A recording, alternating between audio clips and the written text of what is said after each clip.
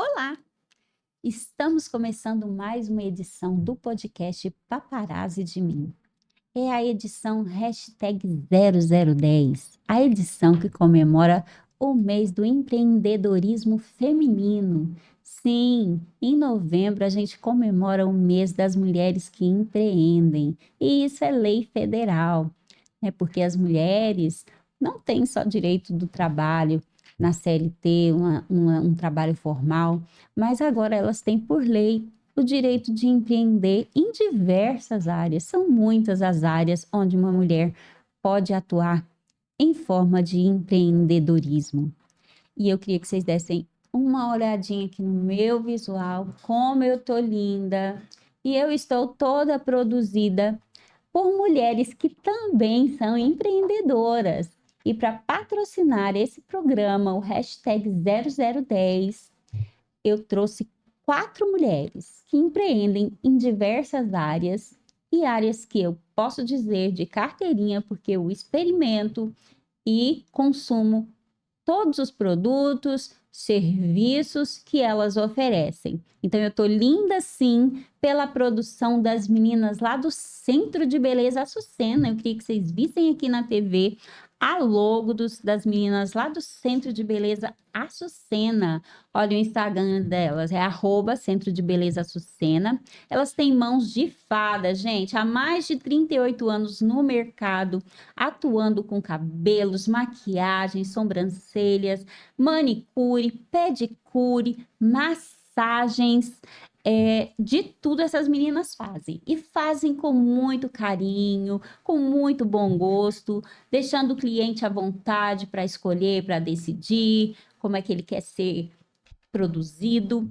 Essas meninas são um luxo e vocês vão gostar muito de serem atendidas por esse centro de beleza. Fica em Aparecida de Goiânia, ali bem pertinho de nós, e vocês estão, olha aí, ó, com o Instagram na tela, @Centro de Beleza Açucena, as mãos de fada das meninas que me produzem aqui para vir para o podcast Paparazzi de Mim. E também nós temos outra parceria, que é da Dani Artes e Presentes. A Dani, ela é nossa parceira nos mimos que a gente oferece para as nossas convidadas aqui do podcast, gente. A loja dela também é em Aparecida de Goiânia, pertinho ali da Cidade Livre. É um charme de loja onde você encontra de tudo para presentear os seus afetos. As pessoas que você ama, as pessoas mais queridas do seu coração. Você encontra mimos, presentes à pronta entrega, e também você tem a oportunidade de sentar com ela, dialogar, dar as suas ideias para que o seu presente saia personalizado e agrade o coração daqueles que você ama, do jeitinho que você sonhou e idealizou, não é? Porque às vezes a gente conhece o gosto da pessoa e a gente não quer comprar nada que já está pronto. Você quer produzir algo especial. Então, gente, não percam a oportunidade de entrar nesse charme de loja que é a Dani Artes e Presentes. Então, vai lá, confere no Instagram dela, @Dani_Artes e Presentes. Temos também uma outra empreendedora de sucesso que está aí nas mais badaladas festas de Goiânia e Aparecida e toda a região metropolitana. São os suspiros da Denro, da nossa querida Débora. A Débora é uma fofura, gente. Ela faz suspiros de qualquer forma que você imaginar.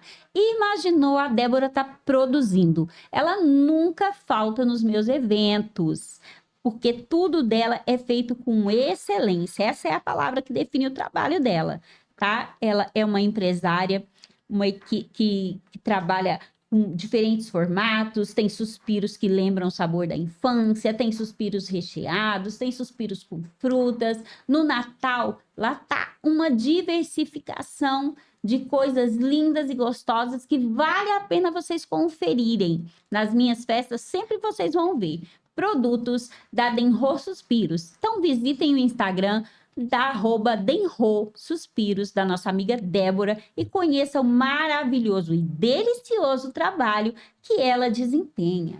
E a quarta mulher que vem patrocinar esse podcast dedicado ao mês do empreendedorismo é a nossa querida Kênia Pires, assessoria e cerimonial. A Kênia, gente, ela trabalha há 23 anos com eventos de casamentos, 15 anos, eventos corporativos, faz um trabalho de excelência, é muito organizada e faz com que os seus sonhos se transformem em realidade. Você sonha, conversa com ela e entrega a chave dos seus sonhos e vai ver todos eles realizados pela equipe da Kênia Pires Assessoria e Cerimonial. Vale a pena vocês também darem uma conferidinha lá no Instagram dela, que é @KêniaPires Cerimonial, e veja os seus sonhos se tornarem realidades. Essas são as 4 mulheres que estão patrocinando esse podcast hashtag 0010. Vamos voltar agora para o nosso podcast Paparazzi de Mim, né? Voltar a tela, voltar, e agora eu quero apresentar para vocês a minha convidada, a nossa convidada. Você que ainda não conhece o nosso Instagram, @paparazzi de mim. Lá você vai ver cortes do programa, cortes do podcast, você vai ver prévias, você vai ver as divulgações. Cada convidado tem o seu destaque especial guardadinho lá. Então, se você tem curiosidade para saber um pouquinho do antes, um pouquinho do depois, @paparazzi de mim. E nessa edição a gente fez um ping-pong para que vocês conhecessem um pouquinho da nossa convidada antes. Mas se você não teve a oportunidade de ainda ir lá, conferir e se inscrever, tá, gente? Tanto no Instagram quanto aqui no nosso canal do YouTube, eu quero agora apresentá-la para vocês. O nome dela é Carol Glória. Oi, Carol, tudo bem? Boa noite, é um prazer ter você aqui no nosso hashtag 0010. Boa noite, Sejane, o prazer é todo meu, primeiramente, né? Prazer é meu, muito obrigada pela oportunidade de estar aqui para compartilharmos aí um pouco do ser mulher, do ser empreendedora. A honra é minha. Essa é uma palavra muito comum do seu vocabulário, né? Sim. Empreendedorismo. Sim. Assim? Sim, porque eu acompanho, gente, um pouco da vida da Carol. Mas quando é que isso começou na vida da Carol? A Carol hoje já é uma mulher, hoje tem uma família constituída, né? Mas a Carol parece que já nasceu mulher empreendedora. Como é que era, assim, na sua família materna, ali com seus pais, com seus irmãos? Quando é que começou a despertar em você essa questão do empreendedorismo? Como era essa formação do seu lar, dos seus irmãos? Quantos irmãos você tinha? Como é que era essa vida na sua infância? Então, eu sou filha de Maria Auxiliadora, Glória. Glória. Minha mãe é uma Glória. Gente, Glória é sobrenome. É sobrenome, herdado de mamãe. Sou filha do Esmerino Barbosa. Meu pai, ele já dorme no Senhor, né? Já é falecido. Mamãe teve 5 filhos. Os 2 primeiros mais velhos são falecidos também. Eles faleceram bebês? A primogênita, sim. Com 2 anos ela faleceu. O Josué faleceu ano passado, já com mais de 40 anos, 45 anos, infelizmente. Vocês tiveram uma perda, então, já de um irmão bem adulto. Bem adulto, Josué. Por já. Doença? É uma fatalidade. Teve uma fatalidade e nós perdemos o nosso irmão. Depois disso, eu tomei o lugar de mais velho, né? Uhum. Ficando aí no lugar de mais velha. Minha sucessora é Edneia Glória. É uma Glória também. Edneia Glória. E a caçula é Elisângela Glória. A Elisângela Glória. Sim. Então, a nossa vida fomos nós 4, os 4 irmãos, né? Papai e mamãe. E essa coisa do empreendedorismo, desde pequena, eu sempre fui muito de vendas, na verdade, né? Então, se havia uma oportunidade ali de empreender, de vender, meu nome era pronto. Era uma imposição dos seus pais ou era uma coisa que a Carol já gostava de fazer?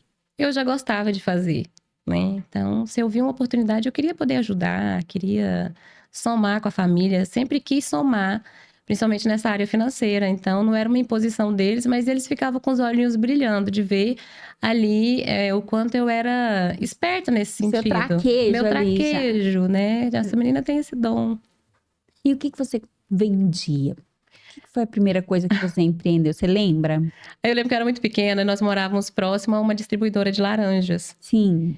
E aí, a gente pegava ali, ia naquela distribuidora, pegava os saquinhos, montava os kitzinhos e saía na rua para vender. E eu vendia toda aquela laranja. Era uma facilidade incrível. Talvez pela facilidade, né? Naquela época não tinha nem iFood, mas eu inventei o iFood. Ó, Eu levava a laranja, né? Eu chegava na porta com a entregava laranja. em casa, né? Entregava em casa, então a facilidade era ótima para aquelas donas de casa. Então eu voltava sem laranjas para casa. E Carol, então, começou a empreender pequena e cresceu. Assim, fui crescendo e Crescendo. sempre trabalhando. E aí, vocês sempre moraram aqui em Goiânia? Nós moramos fora, moramos no Pará por um tempo, moramos em Brasília, passamos pelo Mato Grosso, mas a nossa raiz é goianiense, né? Eu nasci aqui em Goiânia.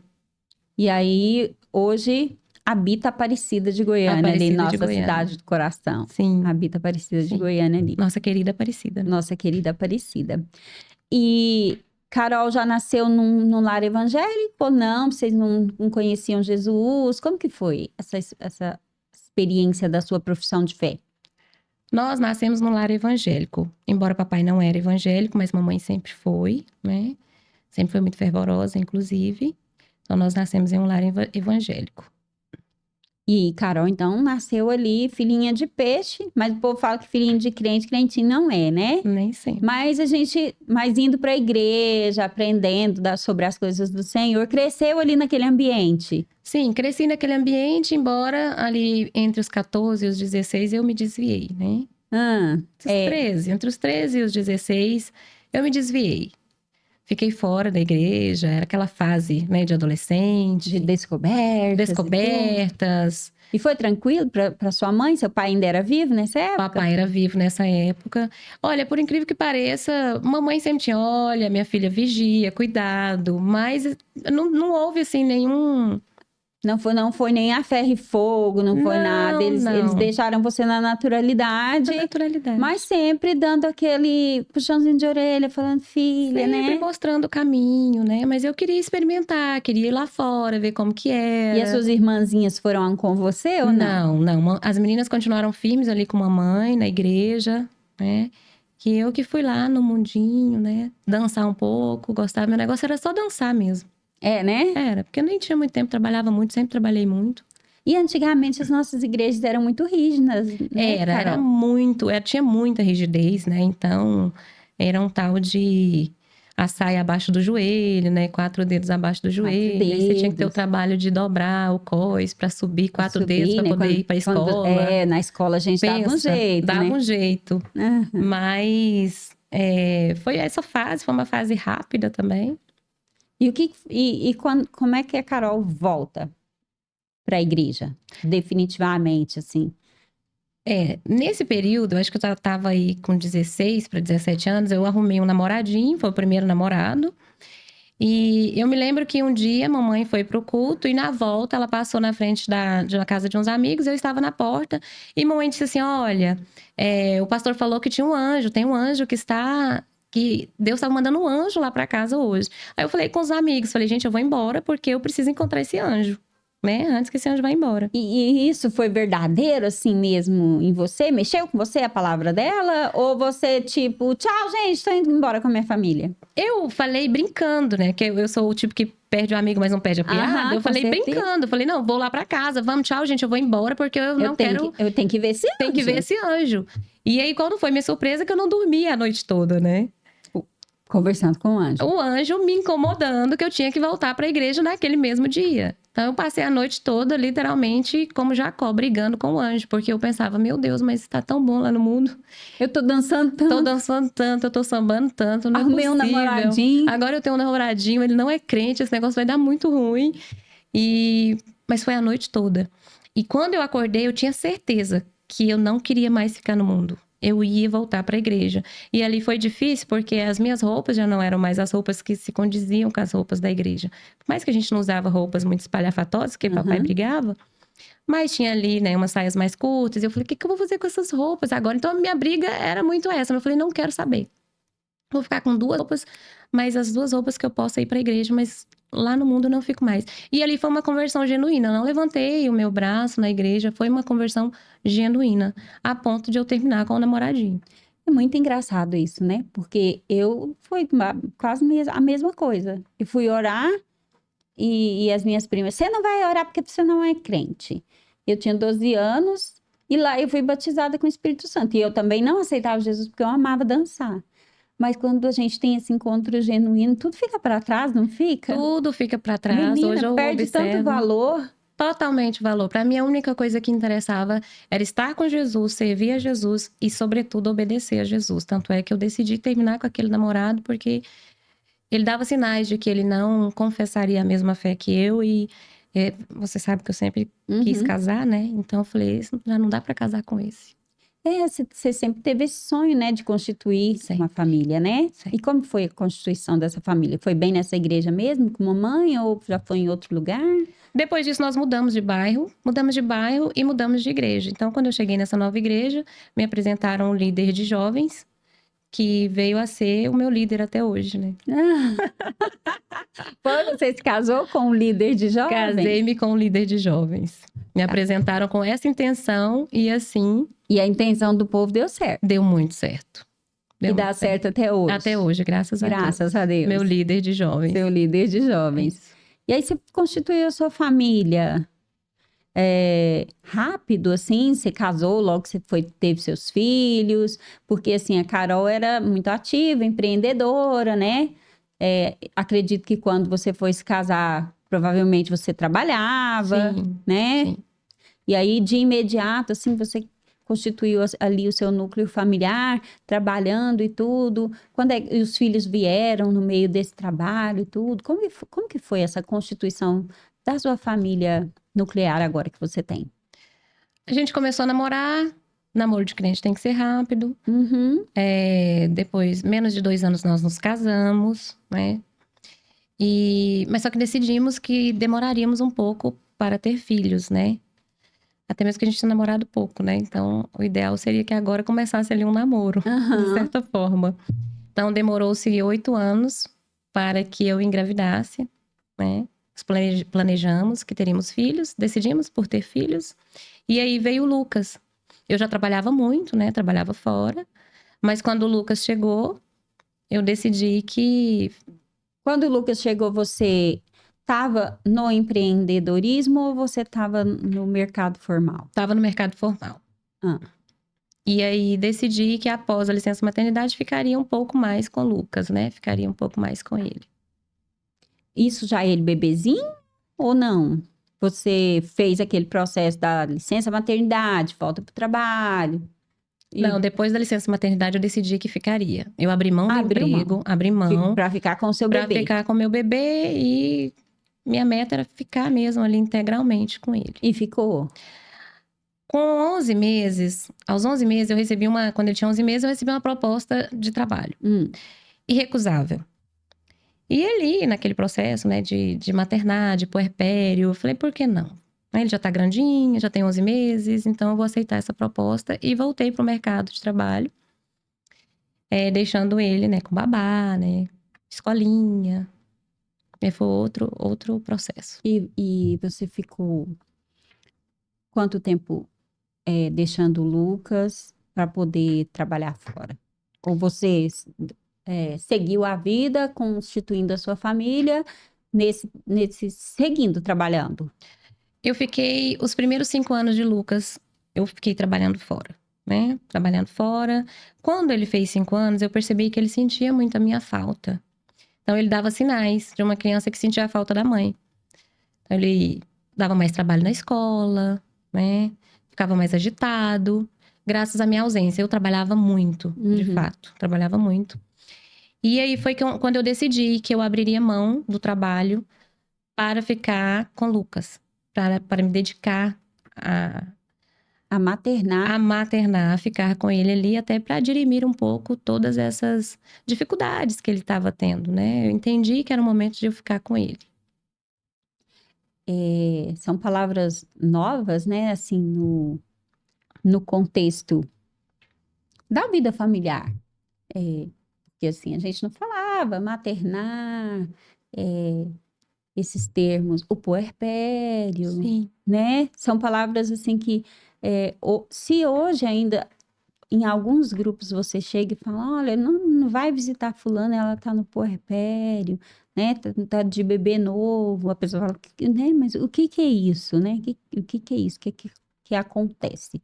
Agora, a Carol tem muita propriedade para poder dizer isso, né? Porque a Carol, empreendedora, quando você voltou para casa, foi para ficar com ele, Sim. né? Para ficar com ele. Então, nada de trabalhos fora, Nada. nada de empreender, nada. Mas aí aconteceu alguma coisa, Carol, que fez mudar o seu percurso de vida ali quando você volta para casa? Para ficar com o seu bebê que estava dando sinais, que estava sentindo falta da mamãe? Quando eu volto para casa, me descubro grávida. Grávida? Grávida. Grávida. Mas você tinha planejado essa gravidez também? Não tinha planejado essa gravidez. Não? Não, a priori eu queria resolver minhas questões com o Lucas e aí eu estava grávida. Ai, gente, e aí, como que foi descobrir assim? Foi um susto, não vou mentir. Eu fiquei muito assustada porque primeiro porque eu não tinha planejado, segundo porque eu estava Você gosta de planejar tudo, Carol? absolutamente tudo.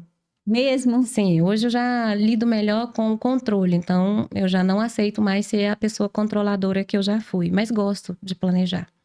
E aquilo tinha saído totalmente do meu controle, porque até nessa época eu ainda era muito controladora, então eu estava assustadíssima com essa gestação, tanto que a empresa sugeriu que eu voltasse. Já que coincidiu de eu sair da empresa já grávida. Eu costumo até brincar, né? Que Deus falou assim: nossa, que bonitinho. Você vai sair do emprego para cuidar do seu filho, vou te dar outro. Deixa eu te dar mais. Deixa eu te dar mais um, você tá de parabéns. E aí eu fiquei muito assustada. Mas foi um processo lindo, né? Porque aí começa um novo processo de uma nova Carol. E como que foi esse processo dessa nova Carol, que estava com um filhinho ali que tinha a carência e que já estava com outro filhinho na barriga, né? Um outro bebê na barriga. É uma menina, né? É uma menina, é a Laura. É a Laura. É. É a Laura. Então, aí já tinha a Laura na barriga. Teve algo, o Lucas sentiu, assim, a mudança de você ter um bebê na barriga? Ou não? Ele ficou super feliz porque a mamãe já tinha voltado para o lar. Não importava você estar grávida de outro bebê. Como que foi esse processo? O processo para o Lucas foi super tranquilo. O Lucas sempre foi um menino muito firme, ele sempre fala. Ele é muito expressivo, então ele expressa o que ele gosta, o que ele não gosta. E a única coisa que ele queria era que fosse uma menina e não um menino. Ah, ele tinha preferência Tinha por preferência, uma menina? né? E aí eu fiquei em choque, assim, na hora também, fiquei assustada. Falei, e se vier um menino, né? O que nós vamos fazer com essa criança? Mas ele só queria que fosse uma menina. E de fato veio uma menina, foi tranquilo esse processo para ele. Para mim, eu estava processando tudo aquilo, né? Mas depois do primeiro trimestre, as coisas foram ficando mais tranquilas, inclusive vindo algumas decisões, né, que eu não tive como tomar na gestação do Lucas. Da Laura, eu estava tendo ali novas oportunidades. E que tipo de oportunidades? A oportunidade mais bonita que surgiu para mim na gestação da Laura foi girar uma chavinha e eu entender que eu poderia parir a minha filha de modo natural.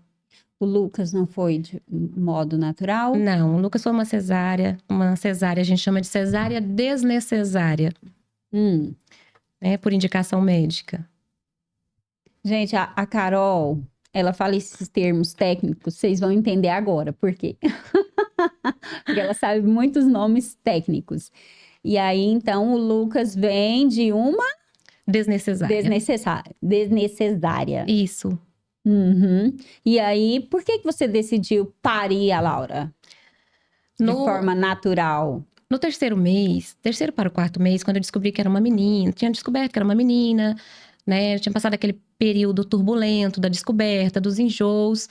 Eu lembro que eu fui em um médico e em Aparecida mesmo, e na volta eu liguei para minha irmã e falei assim: eu fui no médico, mas eu acho que ele é muito da cesárea. Parece que eu queria parir. E a minha irmã disse assim para mim: você quer parir? Lute por isso. Corra atrás. Você consegue. Acho que era tudo que eu precisava ouvir Você naquele teve momento. um apoio, então, Aline. Tive. A minha irmã, ela não é mãe, e ela teve esse insight de falar: você consegue. Lute por isso. Mesmo sem ter nada a ver com isso, sem ter filhos, ela Ela teve esse insight. E ali, eu lembro como se fosse hoje, eu subindo na rua, ouvindo ela falar comigo no telefone, eu falei: eu vou fazer isso, eu vou fazer isso. Ela falou: o que você precisar de ajuda, eu te ajudo.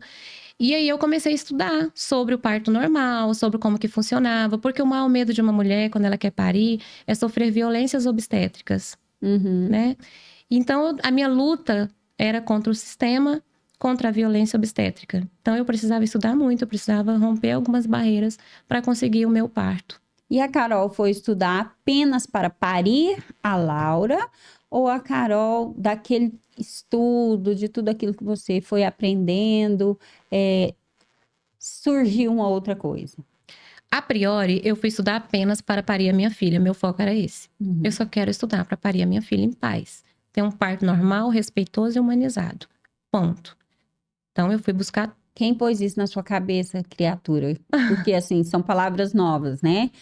Tanto até eu tive a minha última filha foi então de uma Cesárea. de uma cesárea. Porque eu achei que era porque o meu parto normal não foi com essas palavras lindas que você usa, humanizado e tal, e com cuidado. Não, eu sofri violência obstétrica mesmo. Então eu optei por uma cesárea na segunda filha. E para você já foi o inverso, Sim, né? sim, Você estudou e descobriu que você podia parir. sim. Quando eu comecei a estudar, eu descobri a figura da doula. Quando eu descobri a figura da doula, descobri também que eu teria uma doula, né? Por opção? Na verdade, foram contatos. Então, essa minha irmã, que já tinha me ajudado, conhecia uma amiga que era doula e que possivelmente poderia me auxiliar, Uhum. né? Até então, a figura da doula era algo visto como luxuoso. Só as mulheres que tinham poder aquisitivo poderiam ter uma doula, porque era caro. Você pode escrever para a gente o que é uma doula? Porque depois desse processo você começou a empreender na área, né? Sim, sim, sim. O que é uma doula? Carol? Doula a palavra vem do grego, que significa doula, significa aquela que serve, uma mulher que serve. Então, essa mulher é alguém que está ali para dar suporte físico e emocional para a gestante. Para a gestante no período pré-parto, parto e pós-parto. Então, há muita confusão no papel da doula e da parteira, mas por mais que se pareçam, porque na figura da parteira também havia uma doula, né? Os nossos antepassados, Uhum. a doula ela não faz o parto. A gente fala a doula não faz parto. Ela faz parte. Ela faz parte. Ela faz parte. Ela faz parte de todo o processo. Então, nós trabalhamos, a doula ela trabalha com o processo de educação perinatal, são aulas para explicar sobre a anatomia do corpo, sobre os processos do parto. E ela acompanha a mulher durante o parto. Mesmo a mulher indo a um obstetra normal, Ela deve ir. A doula nenhuma acompanha a mulher sem o acompanhamento médico. Não, né? Não. Ela não é uma substituta do médico. Jamais, jamais. Ela é um apoio mesmo humano. Sim. Que conhece os processos corporais femininos durante uma gestação e que está ali para auxiliar aquela mulher que está passando pelo processo, é isso? É exatamente isso. Inclusive, a gente não acompanha mulheres que não fazem acompanhamentos médicos. Precisa fazer acompanhamento médico. As pessoas acham que a doula faz parto em casa. Muitas pessoas me perguntam, faz parto em casa? A menos que você tenha uma equipe altamente qualificada, que nós até já sabemos aqui em Goiânia que nós temos aí 1 ou 2 equipes no máximo que faz acompanhamento domiciliar, a gente não acompanha jamais. Então, nosso trabalho é de informar, trazer informação de qualidade para essa mulher, preparar essa mulher para o parto normal, levando para ela ali conhecimento na área do parto humanizado, dos seus direitos, dos seus deveres. É um todo. É um todo. É um todo, né? Tem essa questão da violência obstétrica. A maioria das mulheres tem medo da violência obstétrica. Então, nosso papel é trazer essas informações, levar essa mulher a buscar um autoconhecimento também, né? E buscar conhecimento dos seus direitos referente ao parto normal, ao parir natural. Como você disse, a doula ela acompanha ali no antes, né? Enquanto a mulher está gestando, trazendo informações, trazendo apoio, trazendo tudo que ela precisar. Se eu tivesse grávida e, por exemplo, eu contrato você como a minha doula, quais são os meus acessos? A gente tem aulas pré-marcadas, a gente tem encontros pré-marcados, ou de repente me deu uma dor num lugar onde eu desconheço que existia, né? Por exemplo, Danelis, eu tinha muita dor na perna direita, tinha muita dor na perna, mas eu não tinha muito com quem conversar, porque os médicos nem sempre eles são acessíveis, né? Eles estão lá no mundo deles, eles te atendem na consulta obstétrica e você volta no próximo mês e você não tem muito um contato, né? E você vai criando muitos medos, né? Fantasmas, né? Por que minha perna tá doendo desse tanto? O que tá acontecendo? Será que tá tudo bem com o meu bebê? Ainda faltam 15 dias para eu ir no médico. Nesse processo, a doula também, ela tem os seus momentos pré-marcados com a gestante ou não? Ela está sempre ali por perto para poder acolher ela até nesses pequenos detalhes, assim, de... Então, quando contrata-se uma doula, já tem pré-estabelecidos encontros para as aulas de educação perinatal, para essa gestante, também para o acompanhante da sua escolha. A gente sempre pede que o acompanhante esteja presente. É importante que ele participe, desses momentos. é importante que ele saiba, para o dia do parto, ele poder auxiliar essa gestante também. E ficamos também à disposição integralmente para dúvidas. Então, teve alguma dúvida? Se a gente acha que aquela dúvida ali... Às vezes a mulher liga e ela fala assim, ai, meu bebê tem... Carol, meu bebê não tá mexendo.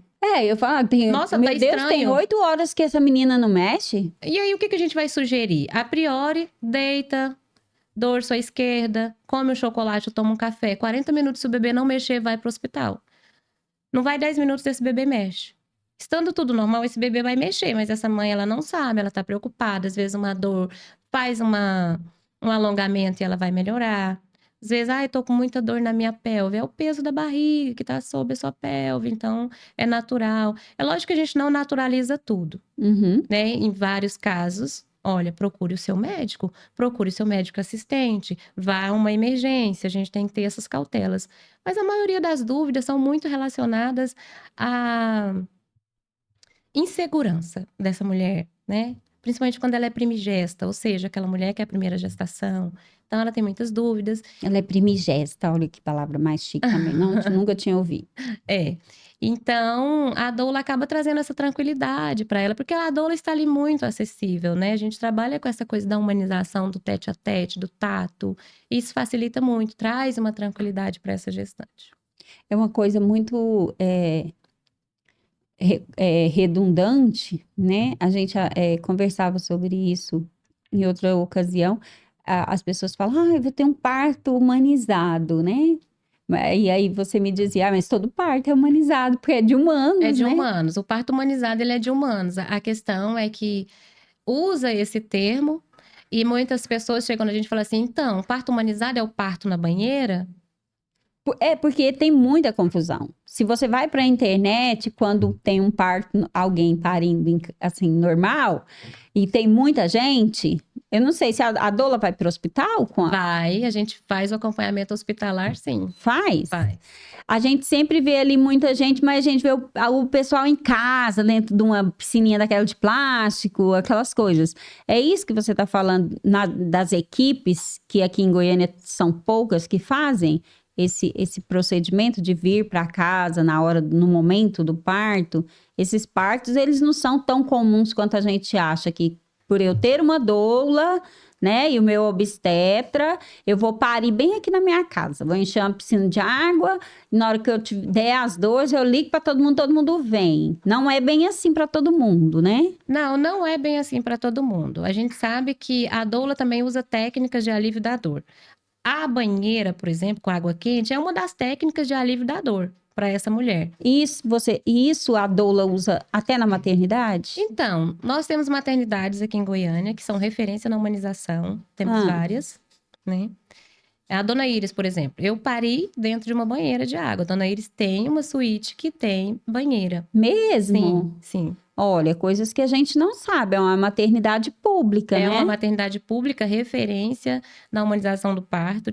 Eu costumo dizer que eu nasci em 1982 e renasci em 2016, quando eu tive a Laura lá nessa maternidade. Nós temos mais maternidades assim, aqui em Goiânia, Aparecida. Então, hoje nós temos referência a Dona Iris, que inclusive tem essa suíte com essa banheira. Temos a Célia Câmara e a Nascer Cidadão. Essas 3 são referência na humanização. Em Aparecida de Goiânia, a gente tem um sonho, né? Hoje nós temos a Maternidade Maria da Cruz. Até tivemos a oportunidade de trabalhar por um tempo. E um dos nossos maiores sonhos é que essa maternidade seja referência também na humanização. Estão no caminho. Que bom! Sim, estão no caminho. Equipe muito boa. Profissionais que têm buscado se especializar, buscado informações baseada em evidências científicas. Então, já é um grande caminho que nós não tínhamos, né? Uma maternidade para chamar de nossa. Mas Goiânia tem essas 3 que são referência. Aparecida possivelmente será referência. A Have a Dreams. Nós temos esse sonho. Com certeza, né? E vamos ficar felicíssimas. Carol, e durante esse processo de empreendedorismo da Carol, quando você sai do mercado formal para ficar com teu filho, se descobre grávida, tem o desejo de parir, começa a ter o contato com a doula, começa a estudar, né? E depois você se forma doula, né? Depois você se forma doula. Até hoje, desde a Carol pequenininha até hoje, qual a área de empreendedorismo mais foi apaixonante para Carol? Foi a questão da doulagem ou existe outra? Sem dúvida alguma, a doulagem. A doulagem é como se eu tivesse falado, me achei, é meu propósito na Terra, eu nasci para isso, eu amo isso. Apesar de que hoje eu não atuo mais como eu já atuei há alguns anos, mas é a minha paixão, a doulagem. Eu me encontrei, de fato. Traz alguns significados para nós, de palavras que são novas para a sociedade. Porque, assim, entre as gravidinhas, elas já hoje elas são espertas, elas começam a já se informar e elas vão sabendo de tudo. Mas, por exemplo, o que é o puerpério? Ah, tá. O puerpério é o período, segundo a Wikipédia, é o período pós-parto, que pode levar até 45 dias. É o nosso antigo resguardo? Então, para a Wikipédia, sim, é o nosso antigo resguardo, 45 dias, que é um processo em que esse útero que ele aumentou de tamanho até 100 vezes, ele já voltou ao normal. Então, dentro de 45 dias, subentende que essa mulher já pode voltar a ter relações sexuais, porque o útero dela já voltou ao normal, inclusive ela pode até engravidar. Porém, há controvérsias. Médicos, especialistas, cada dia que passa, eles têm entendido que o puerpério ele pode durar até 3 anos. Como assim? Como assim? Sim, até 3 anos. Tem uma autora que ela disse assim, ela diz que a mulher, ela pode levar até 3 anos para se recuperar do parto. A gente que é mãe sabe que a gente nunca se recupera, né? Uma vez mãe, você não vai ter recuperação mais para você. E é muito cansativo ter um bebê, né? Sim, então esse puerpério, ele é muito mais do que um resguardo. Ele é a sua mente que altera, ele é a sua rotina que altera, ele você ter que lidar com um novo ser, que é um bebê, e um novo você. E isso mexe com toda a estrutura psíquica da mulher. Só que a sociedade não está preparada para essa conversa. Não está. Então, as pessoas... Principalmente porque eles querem logo ver o bebê. Eles querem ver o bebê, eles querem que você esteja linda, maquiada, com o corpo em forma, feliz e amando esse bebê com a sua vida. Sabe, eu fiquei muito impactada quando eu ganhei a minha filha e uma tia chegou, virou para mim, Toda a minha família faz piada disso até hoje. Ela entrou no quarto e virou pra mim e falou assim: ela é linda. Aí eu falei, obrigada. Aí ela pegou e falou assim: você gosta dela? Ô, pergunta infame, essa pergunta. Sim. Ué, tia, eu gosto. Aí eu, mas quando ela foi embora, eu falei assim: será que pergunta estranha? Como assim você gosta dela? Claro que eu gosto. Tem 9 meses que essa bebê tá dentro de mim. É, só que quando eu fui para minha casa, eu fiquei no hospital cercada de muitas pessoas. Eu não tinha doula, não, porque foi uma cesárea. Cercada de muitas pessoas. Curiosos, queriam ver, babá, babá, babá. Mas quando eu fui embora, na primeira noite, me deixaram só com aquela bebê. E foi horrível, porque eu tava numa cesariana, eu tinha que ficar me levantando, ela chorava o tempo inteiro, porque ela não dormia à noite. E eu pegava ela o tempo inteiro à noite e eu falava, como assim todo mundo me abandonou? E eu não me reconhecia, o meu braço estava muito inchado, porque eu estava tendo que pegar aquela bebê e a pergunta que ela me fez me voltou naquela noite. Você gosta dela? E eu olhei para ela e falei assim, bebê, eu nem te conheço. Bebê, ajuda sua mamãe. Vem cá. Agora eu vou ter que passar a te conhecer, você vai ter que passar a me conhecer. Porque foi como se olhássemos uma na cara da outra e gritássemos. "Ah!" Sabe o desespero que toma conta? Você não sabe o que fazer com aquele bebê? Sim. Porque ele tá dentro de você, ele tá se alimentando de você, tá tudo bem. Mas quando ele sai, você não sabe o que fazer com aquele bebê, né? Com aquele ser. Então, eu não tive isso. Ah, seja, o que você tá? Você tá de resguardo. E aí, assim, o que é o resguardo, o nosso antigo resguardo? É tipo assim, se resguarda do seu marido, né? Você não pode ter, você não pode ter relações sexuais com seu marido durante o tempo do resguardo. E aí, assim, o que ficava na minha cabeça de mãezinha era isso. Sim. E aí agora a gente entende que não é só sobre isso. O resguardo ele é importante para a anatomia do seu corpo, Uhum. né? Mas a parte psíquica, ela precisa ser falada, ela precisa ser entendida. E em algumas mulheres demora um tempo muito maior para que essa mulher volte a se reorganizar como mulher. Que ela se torna mãe, né? É tudo muito novo, esse bebê diferente, as pessoas exigindo que ela ame com a própria vida esse bebê, mas está em processo de conhecimento, autoconhecimento de si mesma, mais o conhecimento desse novo ser nessa família. Que ele chora de um jeito diferente para cada coisa. Ele se comunica chorando, né? Uhum. Então, de repente, você que só comunicava com pessoas que falam, você tá ali tentando decifrar o choro de um ser humano ali nos seus braços. Então, o puerpério, ele é esse processo aí mais longo, que hoje tem uma atenção muito melhor, por conta das mídias, das redes sociais, que traz essas informações. Então, você volta ali, após os 40 dias, você pode voltar a ter ali os seus namoros com seu marido, né? O seu apego, o seu aconchego com seu marido, mas você continua por um tempo maior se reorganizando para voltar a ser uma mulher e que agora tem um filho. Seria isso, mais ou menos? Na verdade, você começa a se reconhecer, né? Então, quem é essa nova mulher? Essa nova mulher que ela não tem mais o direito de ir e vir, ela tem que abrir mão do trabalho, então ela precisa... A privação do sono. Privação do sono, o corpo que nunca mais vai voltar a ser o mesmo, então não ela precisa pode comer de um qualquer tempo. coisa porque... É mito ou verdade? Não pode comer qualquer coisa porque vai sair no leite do bebê. Essa coisa de sair no leite do bebê, os médicos dizem que é mito. Agora, essa questão de alimentação, eu acho sério, acho que é uma coisa que a gente deve observar, sim. Eu gosto de respeitar cada família, como as famílias se organizam. Então, assim, se tem uma anciã ali que fala, não come isso, eu costumo dizer, obedece a ela, Uhum. tá? Independente do que o médico diga, obedece aí. Ela já passou por muitas, Ela né? já passou por muitas, né? Tem a questão também do cabelo, né? Não lavar o cabelo que enloquece. Enlouquece. Não me avisaram. Não me avisaram também, e aí eu virei isso aqui. O filho desencapou, Não me avisaram. Então, assim, eu tenho licença poética para dizer que é porque não me avisaram. Enfim, a gente tem que tomar alguns cuidados, né? Não custa nada tomar alguns cuidados aí. Não...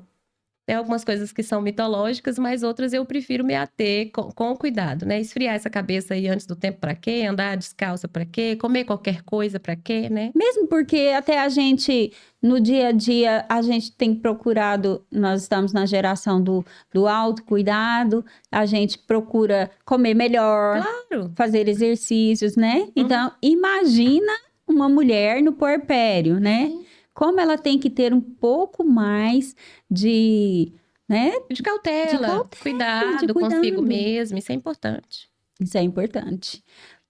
São muitas coisas, né? E assim, que a gente nem imaginava.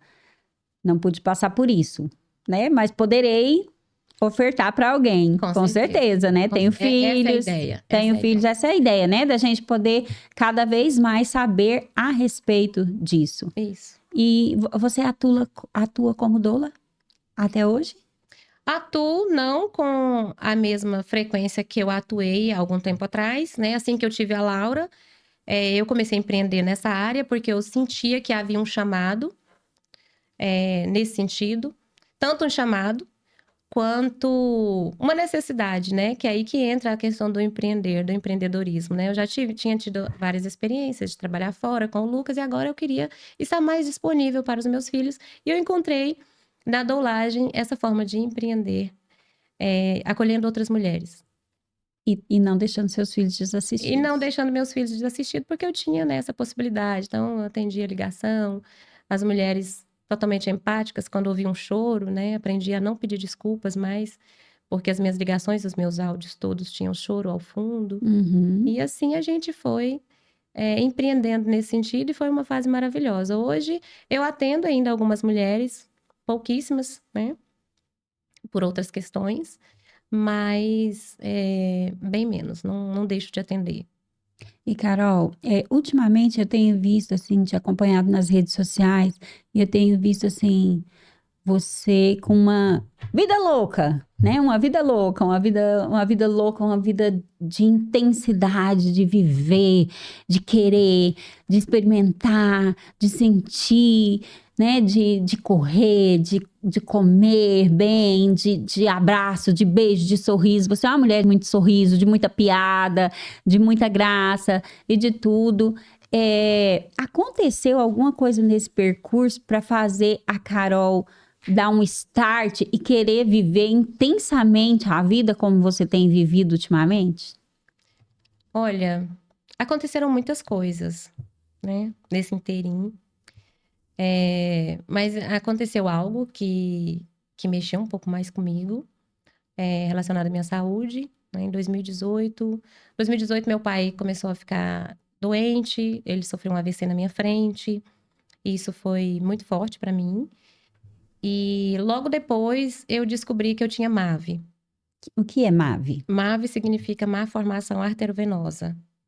Então, descobri que eu tinha essa má formação arteriovenosa. E onde é essa má formação? Ela é do lado direito. Na cabeça? Na cabeça. Do lado direito da minha cabeça. E depois dessa descoberta, muitas coisas vieram acontecendo em torno da minha saúde. Como é que você descobriu? Eu acordei um dia na madrugada e minha casa estava cheia do pessoal do SAMU, né?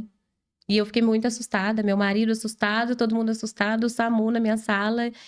E eu, o que aconteceu? O que foi? Cadê as crianças? Foi com as crianças. Meu marido, não foi com você, você teve uma convulsão. Você levou um susto? Nossa, meu mundo caiu. Eu falei, o quê? Eu tive uma convulsão. Falou assim, você teve uma convulsão dormindo. E aí o pessoal do SAMU percebeu que eu tava muito agitada. Falou, não, se acalme, tá tudo certo. Né? Você vai procurar um médico pra ver o que foi. E aí perguntaram se eu já tinha tido convulsão antes. Nem eu, nem minha família, ninguém na família. Nenhum caso, né? E depois disso eu tive mais 2 convulsões, sempre dormindo. Em casa? Em casa, sempre que eu dormia. Entrava no sono REM. Não sempre que eu dormia, mas nas 2 vezes que eu dormia, eu tinha essa convulsão, já dormindo. E aí eu procurei um médico para fazer acompanhamento. Fez exames? Vários exames. E eu queria um diagnóstico, de saber o porquê que eu tinha as convulsões, né?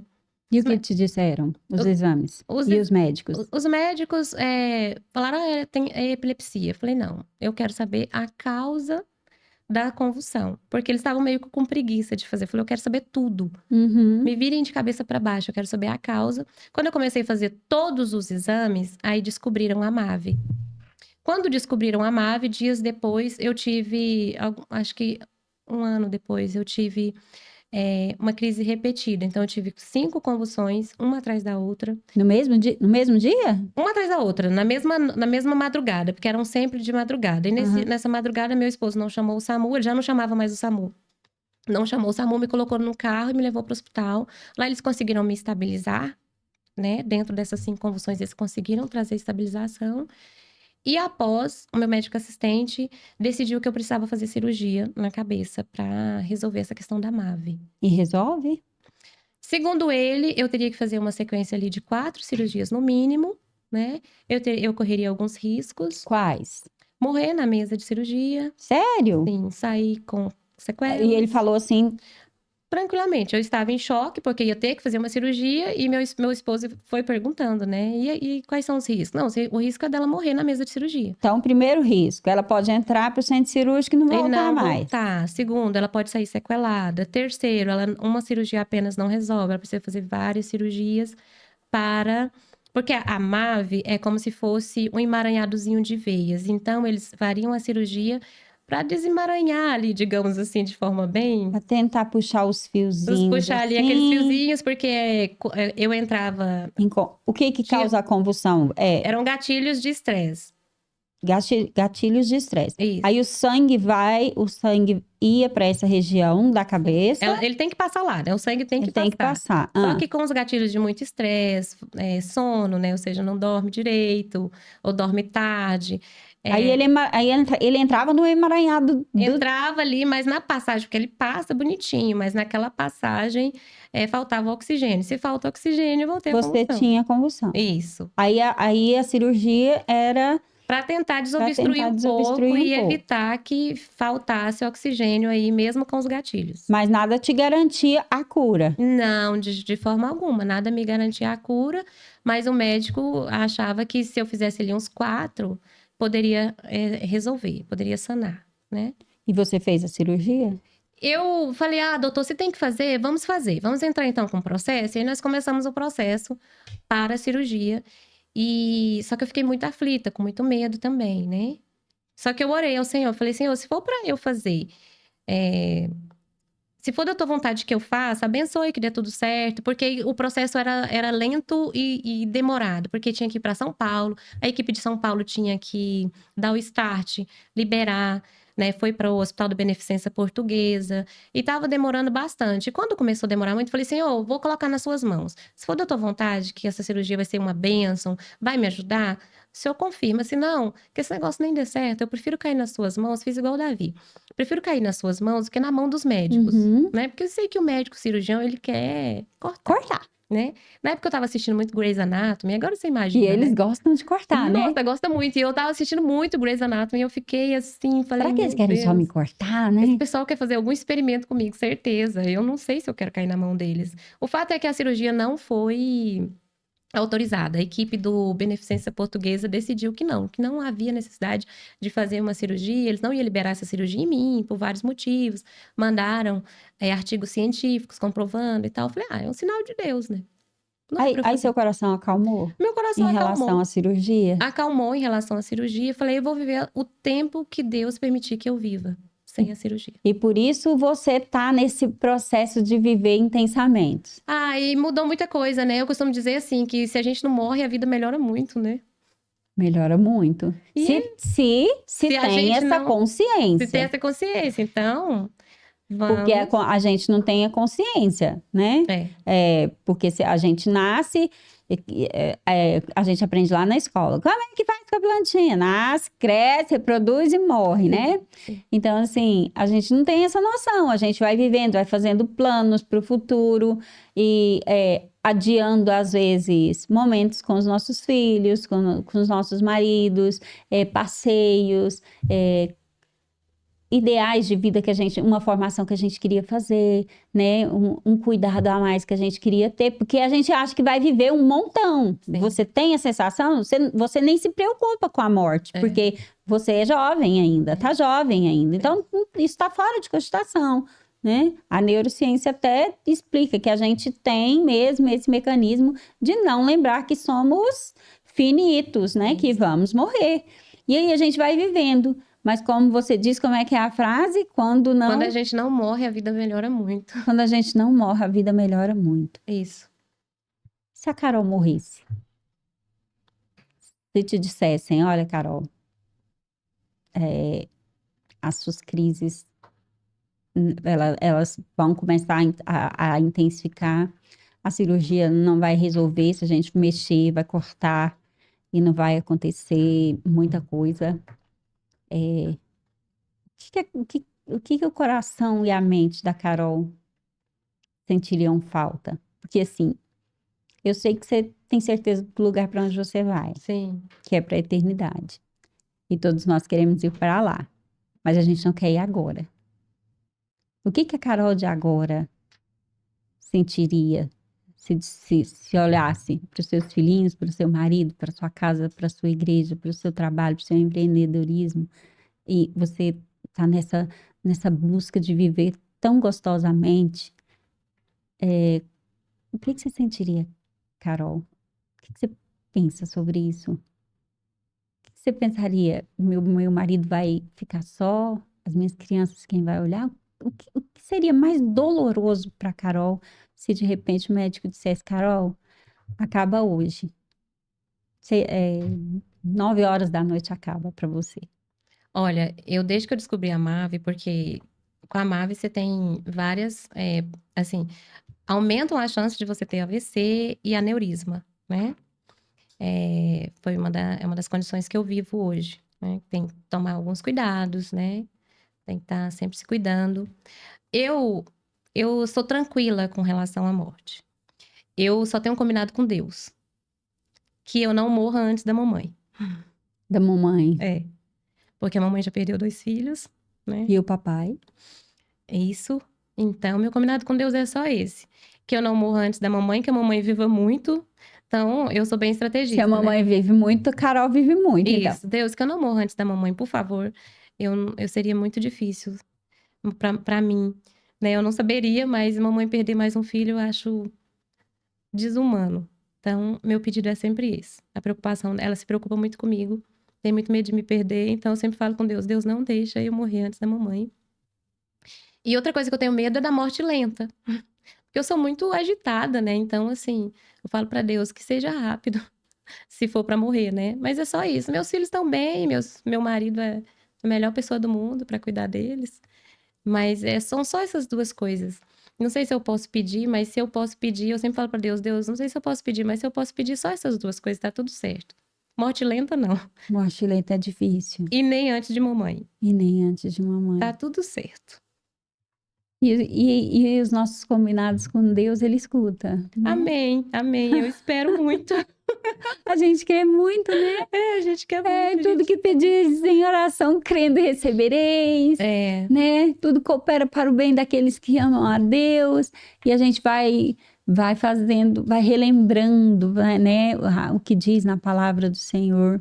Para poder nos apegarmos e tranquilizar o coração. Porque eu acho que sem essa tranquilidade também de saber, né? De onde a gente vem, para onde a gente vai, a gente fica um pouco perdido, né? Mas essas questões, elas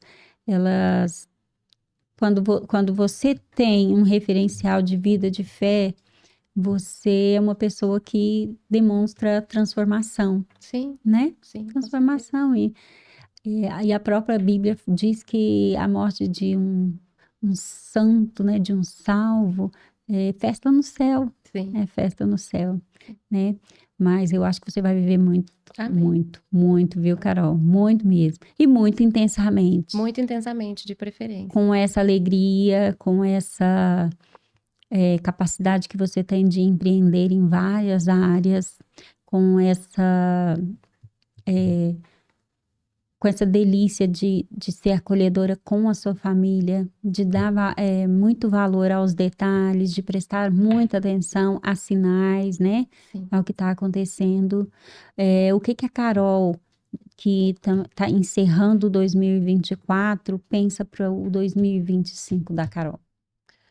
Eu quero viver mais intensamente, servir mais, cuidar mais de mim, ter mais tempo.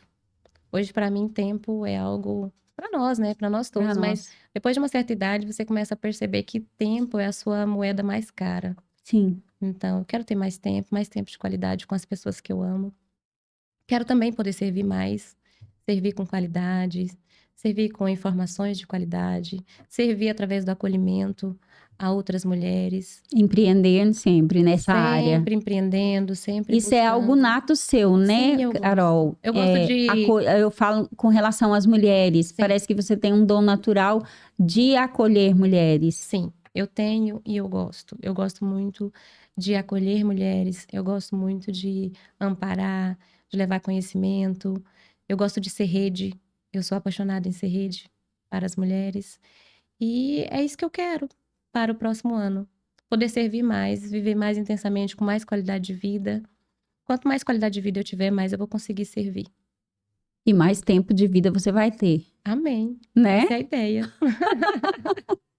Essa é a ideia.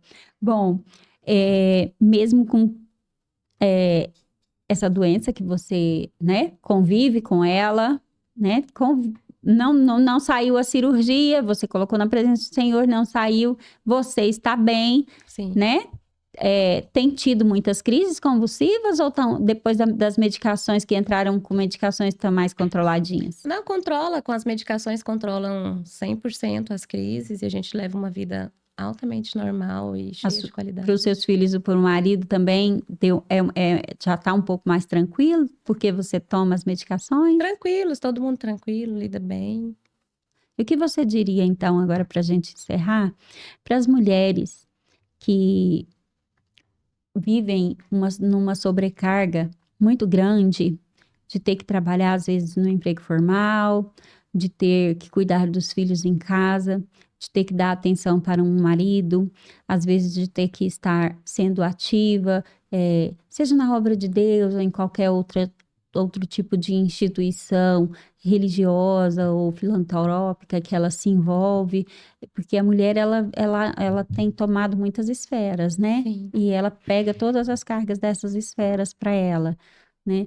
E empreender nem sempre precisa ser pesado, né, Carol? A mulher precisa dar conta do mundo ou ela pode parar, respirar e selecionar as coisas para que a sua vida seja um pouco mais leve. Eu acho que não só precisa, como deve, né? Nós mulheres vivemos com uma sobrecarga, né? Eu tenho usado muito uma frase que é do desobrigue-se. A gente precisa se desobrigar um pouco, né? A gente está numa sociedade que a mulher tem que trabalhar fora, a mulher tem que empreender, a mulher tem que ser dona de casa, ela tem que ser perfeita em tudo. Tem que estar com o cabelo bonito, ela tem que tem que ter passado um batom. E é bem a geração que fala que você não é obrigada a nada. Exatamente. A mesma geração que fala que você não é obrigada a nada, fala que você tem que ter o corpo tal, você tem que trabalhar fora, porque senão você fica para trás. Enquanto isso, várias mulheres estão dentro de suas casas, se deprimindo porque elas acham que o trabalho que elas fazem em casa é um trabalho que não vale a pena, que elas só seriam felizes se elas trabalhassem fora, enquanto cuidar de sua casa, cuidar dos seus filhos, é um trabalho que é primordial para a sociedade, para a família. Então, se eu pudesse falar alguma coisa para as mulheres, eu diria para que essas mulheres se sentissem abraçadas, as mulheres que ficam em casa. Até as pessoas falam assim: você não trabalha, você só fica em casa? Oi. Oi. Você trabalha muito, você fica em casa, você desempenha um papel incrível e maravilhoso. Você não é menor do que a executiva de sucesso. Assim também como a executiva de sucesso não deveria se sentir maior, melhor. Eu vejo muitos discursos na internet de mulheres minimizando outras mulheres que decidiram ficar em casa, né? Chamando essas mulheres de acomodadas. E não são. Elas escolheram, às vezes foram escolhidas para aquele ofício. E esse ofício é lindo, esse ofício ele é maravilhoso. Ele é primordial na vida dos seus filhos, principalmente as mães. Então seria empreenda Se você quiser, se você empreenda quiser. se você quiser, se você puder. Empreenda fora se você quiser, porque a sua casa já é um empreendedorismo e dos mais primordiais, lindos, maravilhosos. Porque você Maravilhoso. Nasce uma mãe, nasce uma empreendedora. Nasce uma mulher, nasce uma empreendedora. A gente é empreendedora nata. nata, A gente tem esse traquejo de empreender desde sempre. desde sempre. Sabe? Mas eu acho que a gente precisa se desobrigar um pouco. Trazer um pouco mais de leveza para isso. Porque a tripla jornada de trabalho que uma mulher tem, ela é pesadíssima. A mulher que trabalha fora, ela continua tendo que trabalhar dentro de casa, ela continua tendo que ser mãe, ela continua tendo que fazer tarefa com os filhos. Isso é pesadíssimo para a mulher. Então desobrigue-se Desobrigue-se. Desobrigue-se. e viva intensamente. Viva intensamente, viva feliz, escolha suas guerras. Porque eu não sei até que dia eu vou durar, porque eu não sei até que dia eu vou viver. Ninguém Porque eu sabe. não sei, Ninguém eu sabe. não sei qual é a minha senha. Ninguém sabe, né? Ninguém Ninguém sabe, sabe. independente de qualquer coisa, de ter um diagnóstico ou não, ninguém sabe, né? E nós mulheres, com essa coisa de que, ai, mulher sabe fazer tudo ao mesmo tempo. Será se a gente sabe mesmo? Começaram a falar isso e a gente começou a inventar que a gente dá conta de fazer 1000 coisas ao mesmo tempo. Uhum. Tem algumas coisas que a gente precisa repensar, né? Ultimamente as pessoas falam assim, a mulher sabe fazer muita coisa ao mesmo tempo. Não sei se eu sei, não. Tô fazendo porque falaram que era pra fazer, mas eu nem tô querendo fazer muita coisa ao mesmo tempo. Eu estou me desobrigando. A minha nova versão para 2025 é essa. Estou me desobrigando. Estou me Espero que as desobrigando. minhas amigas também façam o mesmo. A gente não é obrigada a nada, de fato. Vamos levar nesse sentido, né? Desobrigue-se. Desobrigue-se. Cara, eu quero te agradecer pela sua participação aqui nesse podcast sobre o empreendedorismo feminino, sobre os esclarecimentos a respeito de um assunto tão em pauta na sociedade, que é a questão, né, do parto humanizado, né, de trazer de volta isso, da gente poder fazer com que mais mulheres abracem a ideia e desistam das cesáreas, né, que são cirurgias, né? Carol, são cirurgias, não deixam a naturalidade para trás e vão para uma mesa cirúrgica e tem ali os seus bebês. Muito obrigada por ter compartilhado esses conhecimentos com a gente. Esperamos que você possa viver por muitos anos, mas desobrigue-se, mas não perca essa intensidade de vontade de viver, de vontade de querer fazer, de vontade de acolher. De vontade não, de fazer, porque você faz, né? De acolher, de cuidar de mulheres. E, por favor, em 2025, ensine-nos a nos desobrigarmos. Tá bom? Tá ótimo, obrigada. Eu que agradeço por essa oportunidade maravilhosa de estar aqui, compartilhar um pouquinho da minha vida, da minha história, né? E também compartilhar um pouquinho dos conhecimentos aí sobre a doulagem, que é a minha paixão. Fico à disposição, inclusive. Vez ou outra a gente faz algumas rodas de conversa com mulheres, gestantes, puérperas. Você tem algum Instagram sobre a doulagem? Não? Tem o Carol Glória Doula. Quem quiser seguir, @Carol Glória Doula. Tem muita informação de qualidade lá e eu tô sempre à disposição para tirar dúvidas, auxiliar. Vai ser meu prazer. Muito obrigada, viu? Fica a dica, gente. @Carol Glória Doula. Carol Glória Doula, tá? Vá conhecer, vá buscar informações. Quem sabe você não muda de ideia e deixa a cesárea de lado e parte para essa vertente. E, como ela disse, vamos terminar dizendo para você: empreenda, seja feliz, mas desobrigue-se de algumas coisas, porque nós não somos obrigados a dar conta do mundo. Estamos aqui encerrando mais uma edição do podcast Paparazzi de Mim, com a presença ilustre da nossa querida Carol Glória. Foi um prazer estar com vocês. Até mais.